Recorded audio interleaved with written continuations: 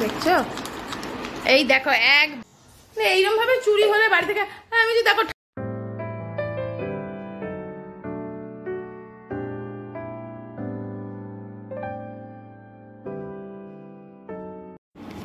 Good morning, কেমন আছো সবাই? সবাই নিশ্চয়ই খুব ভালো আছো। আজকে দেখো সকাল সকাল আমি ব্রেকফাস্ট বানাতে চলে এসেছি। আজকে বানাচ্ছি একটু আলুর পরোটা। তো আলুর পরোটা বানানোর জন্য একটু জিরে ফোড়ন আর একটু কারি পাতা ফোড়ন দিয়ে পেঁয়াজগুলো আগে ভেজে নিয়ে জাস্ট আলুটা বয়েল করে ম্যাশ করে নেব। নিয়ে আলুর পরোটা ঠিক যেভাবে বানায় সেইভাবেই বানাবো। তো আলুর পরোটা বানাতে বানাতে তোমাদেরকে একটা গল্প বলি। এই পরোটা, আলুর পরোটা, ছাতুর পরোটা বা যে কোনো পরোটা বানাতে গেলে দেখবে যে পুরটা বা স্টাফিংটা রেডি করতে হয়, সেটা যত বেশি বেশি করে পরোটার মধ্যে ভরা যায় না, তত বেশি টেস্টি হয়, তাই না? তো দেখো গল্প করতে করতে পরোটা আর তো দেখো আজকে এই ব্যালকনিটা পুরো ডিপ ক্লিন করেছি, সব সরিয়ে টরিয়ে। কারণ ঝড়ে এমন হয়েছিল না, মানে না করলেই নয়। তো আজ সকাল থেকে উঠে এইটাতেই নেমেছিলাম। এমনিতেও আমি ধরো এক একদিন এক একটা পোর্শন সবসময় পরিষ্কার রাখার চেষ্টা করি। কোনো দিন হয়তো ব্যালকনি, কোনো দিন কিচেন, এরমভাবে তোমরা তো দেখোই। তো আজকে এই ব্যালকনিটা করেছি, কিন্তু তাও সাজানোটা ঠিকঠাক হয়নি। এগুলোকে আবার রিঅ্যারেঞ্জ করব। এখন একটু ওদিকে কাজ আছে, সেইগুলো একটু করে নিই। আর জুঁই ফুল ফুটেছে অনেক, এবারে শুকনোগুলোই রে একটা ভালোও চলে এসছে। এটাকে রেখে দেবো, এগুলো ফেলে দেবো।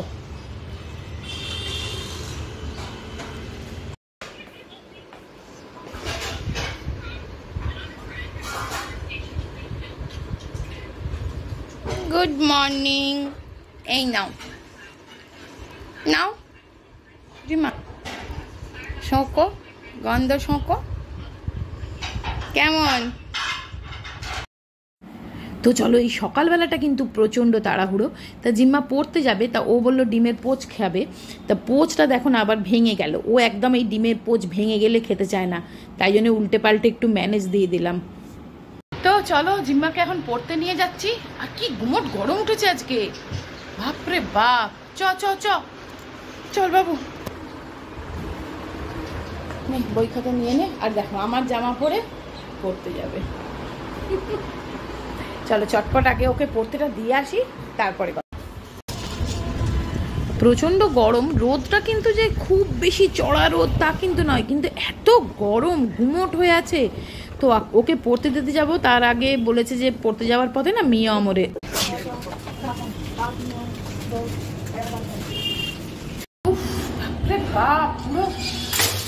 মানে গরমে ঘেমে রাস্তায় এখন আমি নালে লিফটে উঠি না, আমি শুধু কেউ লিফটে উঠি না আমরা, মানে যতদিন হাঁটা যায়।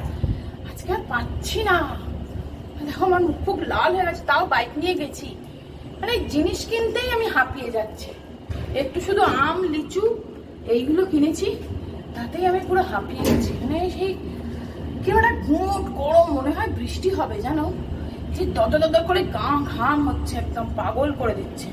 বাবা কি গরম পড়েছে গো পিঙ্কি, পাগল পাগল না, একটা কি গুমোট।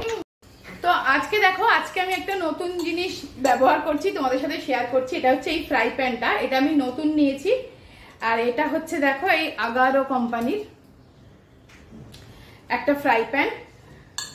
মানে এটার মধ্যে আমি আগেও ব্যবহার করে দেখে নিয়েছি, ডিমের পোচ থেকে শুরু করে মানে মাছ ভাজা থেকে শুরু করে প্রতিটা জিনিস খুব ভালো হয়, একদমই চিটকে যায় না, নন স্টিক। আর এরকম একটা মার্বেল ফিনিশ আছে, আর একটা খুব স্টেডি একটা হ্যান্ডেল আছে দেখো। আর হিট প্রুফ, মানে গরম হয় না, হ্যান্ডেলটা ভালোভাবে ধরা যায় একদম। খুবই সুন্দর, খুবই হ্যান্ডি, আর খুব গ্রিপটা ভালো এবং বসেও খুব ভালো গ্যাসের উপর। এই ফ্রাই প্যানটাতেই আজকে আমি রান্না করছি। তো চলো শুরু করি। সকালে তো আমি যে আলুর পরোটা বানিয়েছিলাম তার পুরটা এটাতে বানিয়েছিলাম, তোমাদের দেখেছিলে তোমরা। তো চলো এখন আমি এটাতে পোস্ত বানাবো। তো চলো শুরু করি। মনে হয় এই আমগুলো ভালো হবে, কি জানি আগের বারে আমগুলো ভালো হয়নি। টক টক লাগছে গন্ধটা না। না,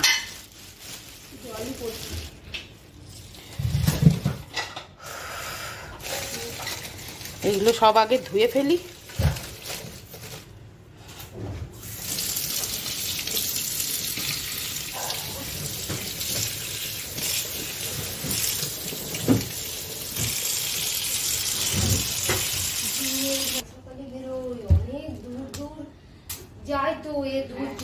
কিন্তু তাই বলে দুধগুলো তো পচে যায়, বলো না?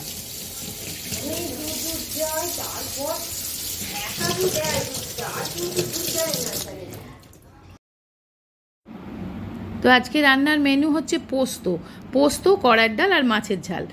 কারণ একদম সিম্পল রান্না করছি, কেননা আলুর পরোটা খাওয়া হয়েছে, ওটা একটু হেভি।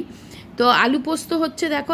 আর আমি না আলু যখন পোস্ত করি, সবাই তো ছোট ছোট ডুমো ডুমো কাটে, আমি এরকম লম্বা লম্বা কেটে করি। আমার বেশ ভালো লাগে, এইভাবে করে দেখো একবার, খেতে কিন্তু বেশ ভালো লাগে আর দেখতেও খুব ভালো লাগে। তো আলু পোস্তটা তো ওই ফ্রাই প্যানটাতে আমি করছি, আর দেখো একটুও চিটকে যাচ্ছে না। তোমরা নিশ্চয়ই আমার খুন্তি নাড়া দেখেই বুঝতে পারছো যে এটা কতটা স্মুথ আর কত ভালো। আর এটার লিঙ্ক আমি ডেসক্রিপশনে দিয়ে দেবো, একবার চেক করে নিও। মানে আমি এইটুকুনি বলতে পারি, কিনলে কিন্তু এটা একদমই ঠকবে না, খুব রিজনেবল প্রাইসে দুর্দান্ত একটা ফ্রাই প্যান। বললাম না যেদিনকে রঙ্গন ফুল এনেছে পিঙ্কি, সেদিনও আমি ওইখানে রেখেছি। জানো 500 টাকা করে আমার দুটো গণেশের হাতে, একটা 100 টাকার নোট, একটা 500 টাকার নোট করে দুটো গণেশের হাতেই রাখা ছিল। শুধু 100 টাকাটাই পড়ে আছে, মানে ওটার আগেই চলে গেছিল, বলো ঝুমা? হ্যাঁ। আর এই ঝুমা লেগে গেছে, বলছে ওইটা আজকে তো বৌদি দেখছি নেই। কি কাণ্ড গো! এইরকম ভাবে চুরি হলে বাড়ি থেকে, আমি যদি দেখো ঠাকুরের হাত থেকে যদি কেউ টাকা নিয়ে নেয়, ঠাকুরের গা থেকে গয়না নিয়ে নেয়, এটুকু যদি কেউ ভয় না থাকে, তাহলে আর আমার কি করার আছে? ঠাকুরই বুঝবে। আমি এবারে কি ঠিক করেছি, 100 টাকাই থাকবে, আমি আর 500 টাকা রাখবো না হাতে। ওটাতে আগে গেল, ওটা প্রায় কতদিন আগে গেছিল বলো? 6 মাস আগে বোধহয় ওটা গেল। আজকে হ্যাঁ, তার আগে গেছে। হ্যাঁ, দাদা ভাইরা না, দাদা ভাই তখনই ছিল। দাদা ভাই নেক্সট টাইম যখন এলো, দাদা ভাই তবে গেছে। না না, সেটা তো আগের বার। আর এবারে দাদা ভাই আসার আগে চলে গেছে। তা দাদা ভাই এসে সেই বলছিল না, তাহলে তোর গণেশের হাত থেকে 500 টাকাটা কোথায় গেল? আর এই গণেশের থেকে গেছিল, এবার ওটা থেকেও 500 টাকা চলে গেল। মানে জানো, ওই গণেশের হাত থেকেও 500 টাকা চলে গেছে। ওই গণেশের হাতে একটা 500 টাকা ছিল না, সেটাও আর নেই। আগেরটা তো গেছিল, এখনো গেল। এবার ঠাকুরের হাত থেকে যদি টাকা চুরি করে, সে কি তার ভোগে লাগে? জানি না, আমি হয়তো লাগে। হাত খসে পড়ে যাবে গো, এইরকম না। ঠাকুরের দিয়ে এইরকম করাটা ঠিক নয়। যে যেমনই মানুষ হোক না কেন, আপন যা বিপদ যা চেয়ে নেব, চুরি করব না কি? আর ঠাকুরের হাত থেকে 500 টাকা বলো, আমি এমনিতেই বলো, যে যা চায় আমি দিই কিনা তুমি বলো? হ্যাঁ, মানে কেউ বলতে পারবে না, বুকে হাত দিয়ে বলতে পারবে না যে আমি বৌদি চাই আমি দিইনি। যখন যেটা যত টাকা চাই আমি দিয়ে দিই, কিছু হোক না হোক। বাবা আমরা সৎ, আমরা অসৎ নয়। রোজগার করাটা তো অত সহজ নয়, কষ্ট করে পয়সা জাগে ঠাকুরের কাছে রেখেছিলাম। আমাকে কেউ বলেছিল, প্রথমে আমি 100 টাকাই রেখেছিলাম, তারপরে দাদাভাই বললো 100 টাকা কেন রেখেছিস, ঠাকুরের কাছে যদি রেখেছিস তাহলে হায়েস্ট নোটটা, মানে 500 টাকা যেহেতু হায়েস্ট নোট, 500 টাকা রাখলাম। ব্যাস, দুটোই গায়েব। ঘর থেকে যদি জিনিস চুরি হয়ে যায় আর তো কিছু করার নেই। তো চলো এই তরমুজটাকে আজকে জবাই করি। সায়ন বলছে শুধু তরমুজ খাবো। শুধু তরমুজ খেলে হয় বলো? হ্যাঁ, তুমি বলো তো। আমার ভালো করে বলা যায় না।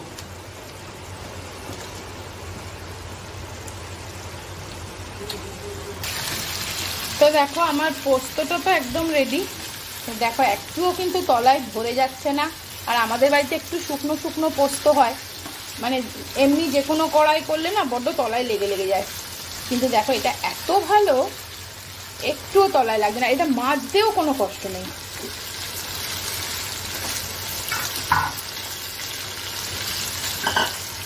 ব্যাস, পোস্ত একদম রেডি।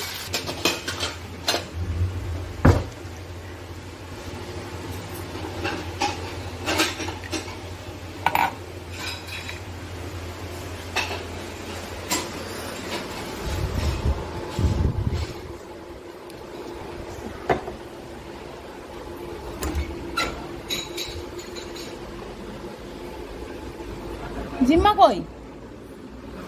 হ্যাঁ, বোন কই?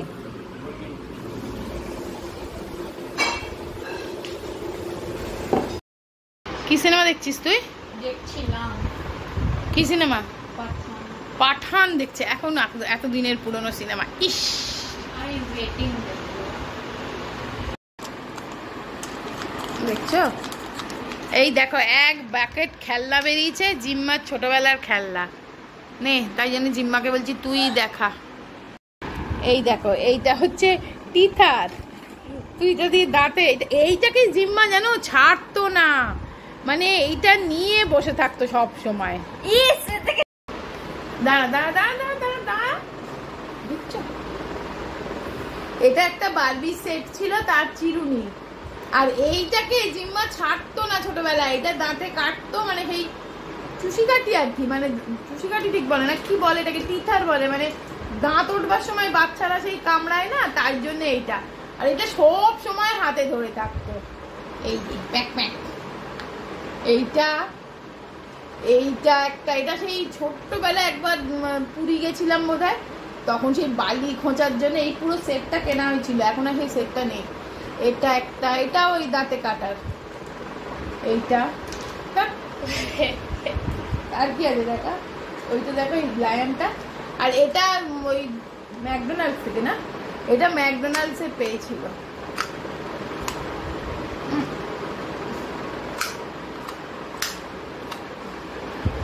দাঁড়া, একে ভালো করে দেখাই। এর হাতও নড়ে। যা,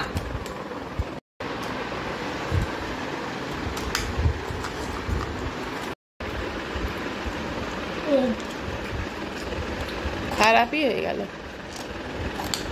তুমি খারাপ করলে, তুমি আমাকে দাও। তোমার হাতে গেলে কাজ করে না, আমার হাতে কাজ করে। লায়ন এটা।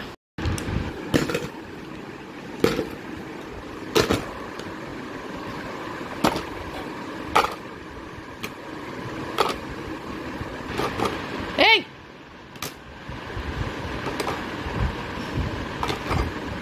দেখছো কিরম পাঝারা।